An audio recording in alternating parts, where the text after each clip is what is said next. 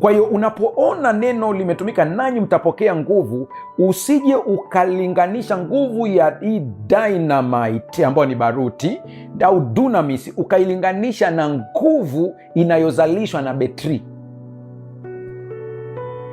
Nguvu ya betri inaisha kwa sababu ikitumika inapotea.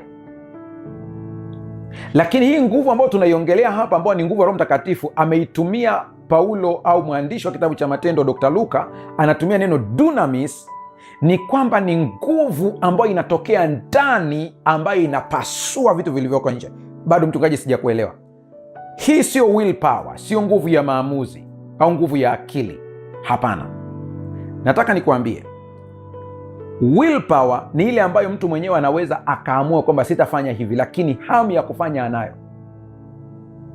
Ndiyo nguvu ya Roho Mtakatifu inapoingia kwenye maisha ya mtu, inambadilisha mtu kutokea ndani, inaondoa mpaka hamu ya kutenda kitu. Ndiyo nguvu kubwa kiasi hiki. Yaani mtu ambaye alikuwa anatamani kuvuta bangi, hii dunamis inapoingia inaua mpaka hamu ya kuvuta bangi. Watu walio wengi sana katika maisha yao ya kiroho wana ile willpower. Mimi willpower sikatai, Mungu ametupatia willpower, lazima tuitumie willpower pia. Lakini ujue kwamba anayeweza kuua hamu ya dhambi katika mwili ni Roho Mtakatifu. Nanyi mtapokea nguvu.